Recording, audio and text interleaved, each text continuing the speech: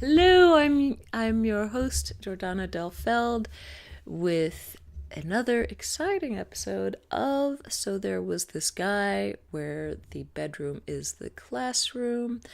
And today we are here in shockingly sunny Wales with our beautiful guest, a lovely English Rose, whom I have known for a handful of years. She's a wonderful woman, a beautiful body worker. She lives in Brighton, has a delightful family, and I'm so excited to be catching up with her here today. And she has a wonderful story that she's going to share with us about healing, growth, and learning, sparked by a guy that we can't wait to hear all about. Hello, my beautiful English Rose. Thank you so much for being on the show. I appreciate. Thank you. Yeah, and all of our listeners out there, thank you too for sharing and beeping. So, who are you going to tell us about today? I'm going to talk about my Swedish boyfriend that I dated several years ago. Oh, I won't tell you his name, but he's out there. But he's out there, being Swedish somewhere. Hello, In Swedish. Sweden. Hello, Gone forever Swedish to Sweden, never to return. So all of you Swedish listeners out there, you can be on the lookout for him. He's probably very attractive. He's very attractive, Is, right? yeah, He's yeah. very attractive. Last time I saw him. Yeah, so if you see a really cute guy walking down the street, he might be that guy. So tell us. So there was this guy. There was this guy. Yeah, so this Swedish guy was... We met by just bumping into each other. Literally, we just walked around a corner and we just bumped into each other.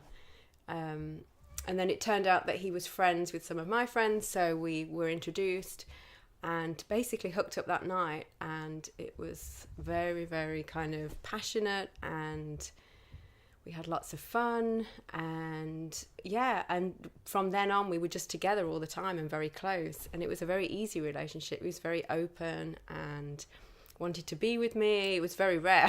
Wanted to be with me.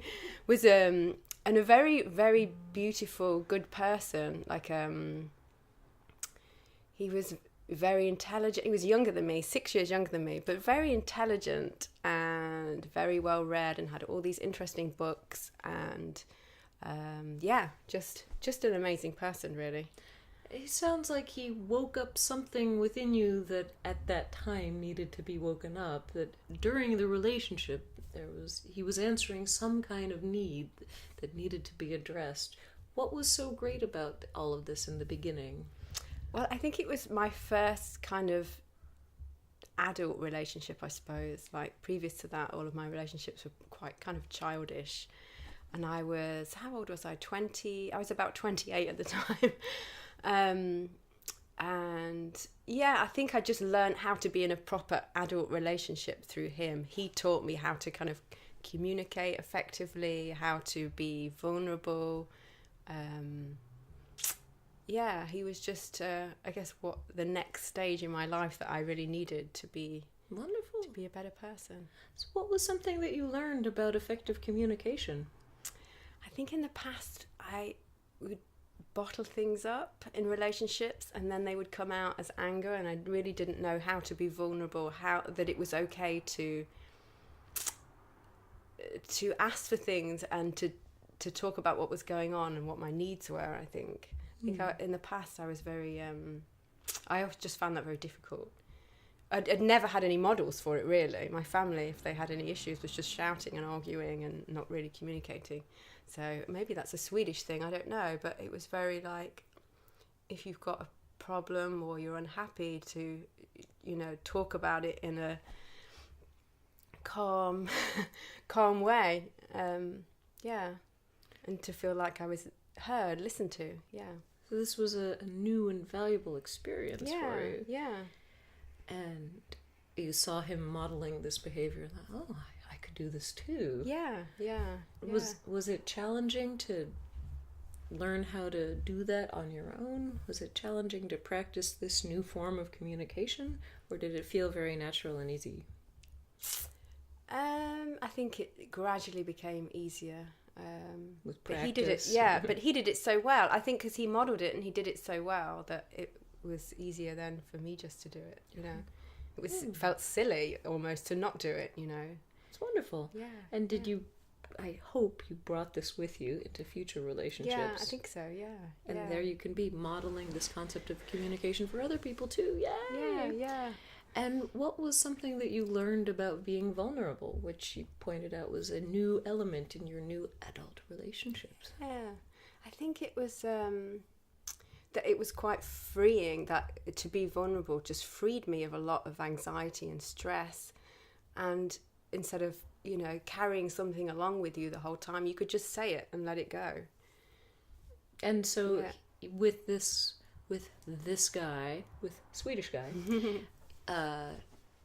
what was it about the emotional environment that he created that made you feel like this was a safe space in which to be vulnerable? I think, well, the fact that he modelled it so well, but and so when I did it, I think he just received whatever information he got from me well, like with compassion and kindness and openness and maybe some judgment sometimes, but, you know, not so much judgment perhaps as I'd had in the past. So he received what you had to say with openness, compassion, and kindness. Some good buzzwords there. Nice. Can you remember a time in which one of you did some of this lovely I can't even say it, vulnerability modeling?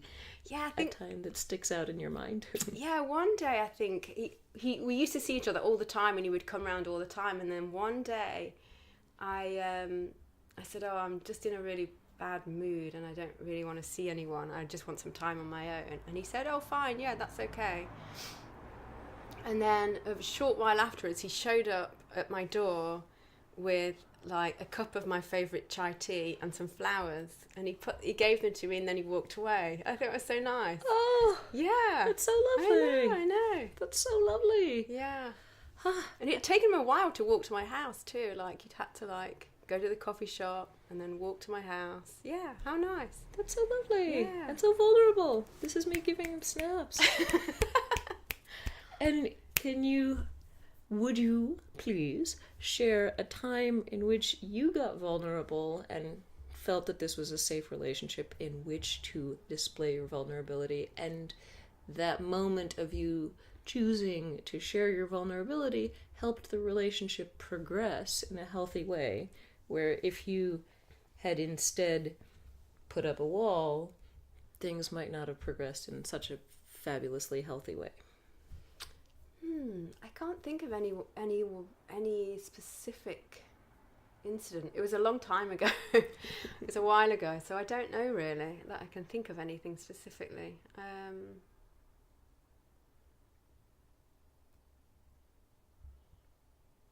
Yeah, I don't know. I remember having a like really difficult job, and I hated my job at the time when I was in Sweden, and I would come home and cry most nights.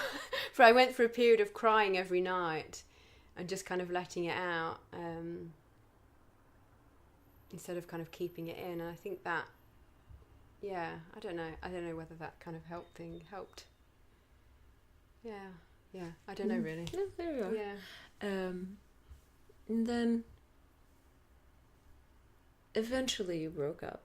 But can you think of what it was like breaking up with someone in this new model of relationshipiness, where it was an adult relationship which included things like compassion, openness, kindness, vulnerability, and talking about things instead of keeping them back, that changed the breakup process? Yeah, I think how we originally broke up was that he wanted some time to kind of explore, travel a bit and do some things on his own. And initially, I think when he said it to me, I said, "No, I don't want you to go."